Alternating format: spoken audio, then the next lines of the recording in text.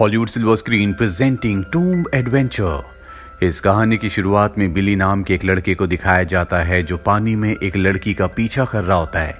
जल्दी वो उस लड़की तक पहुंच जाता है और जब वो उस लड़की को पकड़ता है, आसमान से बिजली गिरती है और उस लड़की के शरीर के अंदर समा जाती है और यहाँ धरती के अंदर सब कुछ समाना शुरू हो जाता है। वो लड़की भी धरती के अंदर समा जाती है और अगले पल बिली की आंख खुल जाती है। दरअसल वो एक सपना देख रहा था। इसके बाद बिली अपने काम पर जाता है जहाँ पर वो देखता है कि उसके दोस्त को एक बहुत बड़े बिजनेसमैन ने, जो कि एक माफिया भी है, उसने पकड़ा हुआ है। उसका मानना होता है कि बिली के दोस्त ने उसकी एक चीज चुराई है। हालांकि बिली का दोस्त मना कर रहा होता है।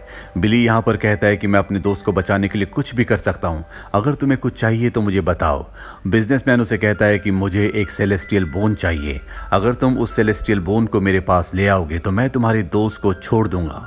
बिली उसका काम करने के लिए मान जाता है, लेकिन सेलेस्टियल बोन को हासिल करने के लिए इन्हें एक मैप की जरूरत है। ये उसकी तलाश करते हैं और एक बहुत पुरानी बिल्डिंग में जाते हैं जहां पर बिली को एक लड़की दिखती है जिसे देखकर वो पूरी तरह से हैरान हो जाता है, क्योंकि ये लड़की हूबहू उसी लड़की की तरह होती है जो लड़की उसे सपने में आई थी, जो धरती के अंदर समा गई थी। इस लड़की का नाम शर्ली होता है।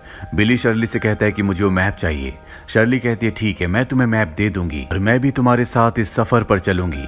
बिली उसकी बात मान जाता है और अब इस सब के सब बोट से अपने सफर पर निकल पड़ते हैं, जहां बोट में हमें एक बहुत मिस्टीरियस आदमी को दिखाया जाता है जो इन पर नजर रख रहा होता है। ये कौन है इसके बारे में किसी को कुछ नहीं पता। अब जब ये लगातार अपने सफर पर आगे बढ़ रहे होते हैं, तभी शर्ली के हाथ पर जो कंपास होता है जिसकी मदद से वो आगे बढ़ रहे थे वो खराब हो जाता है। ये सब समझ जाते हैं कि पानी के अंदर कुछ न कुछ है जो इनकी बोट से टकरा रहा है और अगले पल पानी के अंदर से एक बहुत बड़ा मॉन्स्टर इनकी बोट के ऊपर हमला करता है, जिससे इनकी बोट टूट जाती है। शर्ली भी पानी में गिरने वाली होती है, लेकिन तभी बिली उसका हाथ पकड़कर उसे खींच लेता है और अब बिली, उसके दोनों दोस्त और शर्ली उस मॉन्स्टर का सामना करने के लिए तैयार हैं। पर वो बहुत ही खतरनाक, बहुत ही ताकतवर होता है, इसीलिए चाहकर भी वो उस मॉन्स्टर को कंट्रोल नहीं कर पाते। और जब वो मॉन्स्टर सबको मारने वाला होता है, तभी वो मिस्टीरियस आदमी जो कि नकाबपोश है, वो अपनी इलेक्ट्रिक तलवार लेकर यहाँ पर आता है, जिससे वो उस मॉन्स्टर के ऊपर हमला करता है और वो इस जगह से भाग जाता है। इस तरह से वो नकाबपोश इनकी जान बचा लेता है, जिसके बाद वो इन सबको अपनी सच्चाई बताता है कि वो एक वैज्ञानिक है और उसे भी सेलेस्टियल बोन चाहिए, इसीलिए वो भी इनके साथ सफर पर निकला है। पर वो बताता है कि उसे पाना इतना आसान नहीं है। जिस मॉन्स्टर ने हमारे ऊपर हमला किया था, इसे एक इविल गॉड ने यहाँ पर रखा है ताकि कोई भी सेलेस्टियल बोन तक ना पहुंच पाए। और अगर हमें सेलेस्टियल बोन को हासिल करना है तो सबसे पहले हमें अपने मन को शांत और अपने दिल को मजबूत करना होगा। और अब ये चारों के चारों निर्णय करते हैं कि ये किसी भी कीमत पर हार नहीं मानेंगे और अपने सफर को तय करते हैं। ये सफर तय करते हुए पहाड़ की एक चोटी पर पहुंच जाते हैं, जहां पर एक बहुत ही प्राचीन मंदिर होता है। ये मंदिर में चारों तरफ देखते हैं, लेकिन इन्हें आगे बढ़ने का कोई भी रास्ता नहीं दिखता। और तभी बिली को एक बटन दिखता है। जब वो उसे प्रेस करता है तो वहां पर एक छुपा हुआ रास्ता खुल जाता है। ये उस रास्ते से नीचे तहखाने में अंदर जाते हैं। इनके सामने एक बहुत बड़ा दरवाजा आता है। बिली उस दरवाजे को भी अपनी सूझबूझ से खोल देता है और जब ये उस दरवाजे के अंदर जाते हैं तो वहां पर चारों तरफ बर्फ होती है, जिस पर चलना बहुत मुश्किल है। और अब ये सब के सब बर्फ में फिसलना शुरू हो जाते हैं। बिली को एहसास हो जाता है कि वो अगर इसी तरह से फिसलते रहे तो आगे जो नुकीली बर्फ है उनसे टकराकर इन सब की मौत हो जाएगी। बिली अपनी चाकू की मदद से अपनी स्पीड को कम करता है और शर्ली को बचाता है। इसके बाद वो अपने दोनों साथियों के साथ एक दूसरे टनल से होते हुए एक नई जगह पर पहुंच जाता है, जहां पहुंचने के बाद इन्हें एहसास होता है कि इनके चारों तरफ कोई ना कोई है। और तभी शोलों की तरह लाल अंगारे वाले भेड़िए इनके सामने आ जाते हैं। दरअसल ये सब के सब इविल भेड़िए हैं जो इनके ऊपर हमला करना शुरू कर देते हैं। ये सब उनका सामना करते हैं और उनसे बचते हुए, लड़ते हुए ये एक जगह पहुंच जाते हैं जहां पर ऊपर से सूरज की रोशनी नीचे आ रही होती है। अब क्योंकि ये इविल भेड़िए हैं इसीलिए रोशनी में नहीं आ सकते, जिसका फायदा उठाकर ये ऊपर अपना एंकर डालकर चढ़ना शुरू कर देते हैं। शर्ली ऊपर चढ़ रही होती है, तभी ऊपर जो लकड़ी होती है वो टूट जाती है, जिससे सूरज की रोशनी डायरेक्ट इनकी केव में आना शुरू हो जाती है, सभी ईविल भेड़िए पीछे हो जाते हैं।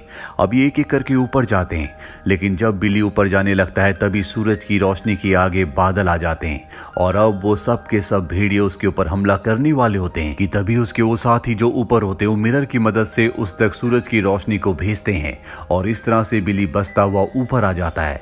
ये सब भेड़ियों से लड़ते लड़ते यहाँ तक पहुंचते पहुंचते बहुत ज्यादा थक चुके हैं, ये और ज्यादा मुश्किलों का सामना नहीं कर सकते, इसीलिए सेलेस्टियल बोन के बिना ही ये वापस आ जाते हैं।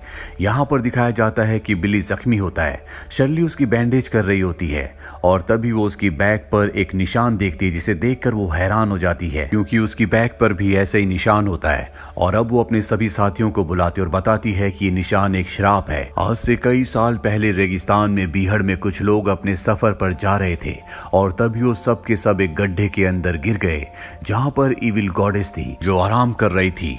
पर जब ये सब के सब गड्ढे के अंदर गिरे तो ईविल गॉडेस को गुस्सा आ गया, जिसके बाद ईविल गॉडेस ने उनके ऊपर हमला करवाया, जिस वजह से इंसानों को ये मार्क मिले। और इस मार्क का मतलब ये है कि जिसके शरीर में भी इस तरह का मार्क या निशान होगा वो 50 साल की उम्र से ज्यादा नहीं जी सकता। अगर किसी के पास सेलेस्टियल बोन है तो वो अपने शरीर से इस मार्क को मिटा सकता है। बिली जो अब शर्ली से प्यार करता है वो नहीं चाहता कि वो 50 साल की उम्र से पहले मर जाए, इसीलिए वो तय करता है कि वो किसी भी कीमत पर सेलेस्टियल बोन को हासिल करके ही रहेगा। इसीलिए एक बार फिर से वो सफर की तैयारी करता है। उसके सभी साथी उसका साथ देने के लिए तैयार हो जाते हैं और ये उस गुफा उस केव के ऊपर तक पहुंच जाते हैं जिसके अंदर ईविल भेड़िए हैं, लेकिन इन्हें पता है कि अब इन्हें उस रास्ते को कैसे पार करना है। ये पूरी कैलकुलेशन करते हैं जिससे इन्हें समझ में आ जाता है कि अंदर 30 मिनट तक रोशनी को मेंटेन कर सकते हैं, यानी कि अगर 30 मिनट के अंदर इन्होंने सेलेस्टियल बोन को हासिल नहीं किया तो भेड़िए इन्हें मार देंगे। ये सब के सब अंदर जाते हैं जहां पर इन्हें एक और रास्ता मिलता है और उस रास्ते से होते हुए ये एक दूसरी जगह पहुंच जाते हैं जहां पर एक बहुत ही प्राचीन मंदिर है जहां चारों तरफ अंधेरा होता है।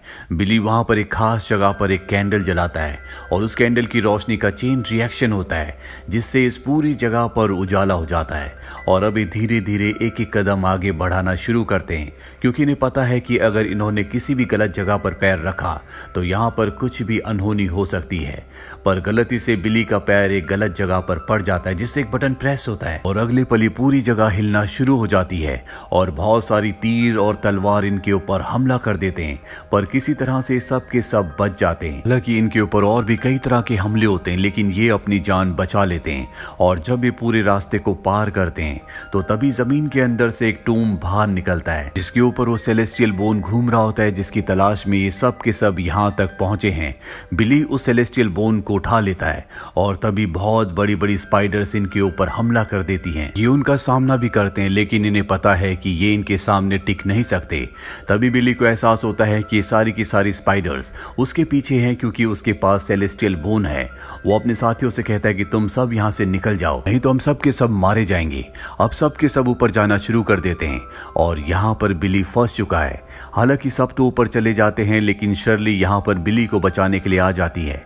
वो अपनी तीर से स्पाइडर्स के ऊपर हमला करती है जिससे बिली को मौका मिल जाता है और वो भी उस जगह आ जाता है जहाँ से ऊपर जा सकते हैं। बिली तो ऊपर चला जाता है लेकिन शर्ली जब ऊपर जा रही होती है तो एक स्पाइडर उसके ऊपर जाल फेंक कर उसे फंसा कर नीचे खींच लेती है और इससे पहले कि स्पाइडर शर्ली को मारती बिली वहां पर आ जाता है, उनका सामना करता है और शर्ली को बचा लेता है। लेकिन अभी दोनों के दोनों फंस चुके हैं।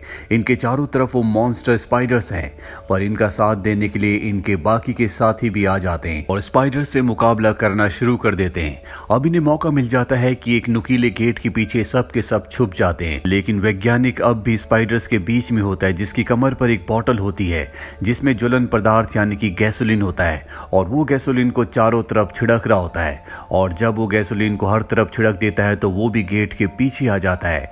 जिसके बाद ली जिसके पास लाइटर होता है वो उस जगह पर आग लगा देता है जिसके बाद आग बहुत ज्यादा बढ़ जाती है क्योंकि इस मंदिर के अंदर ऐसी गैसेज होती हैं जो जलाई जा सकती हैं और अब क्योंकि यहाँ पर आग लग चुकी होती है इसीलिए इस जगह का ऑक्सीजन लेवल बहुत ज्यादा कम होना शुरू हो जाता है। इनके पास बाहर जाने का कोई भी रास्ता नहीं है।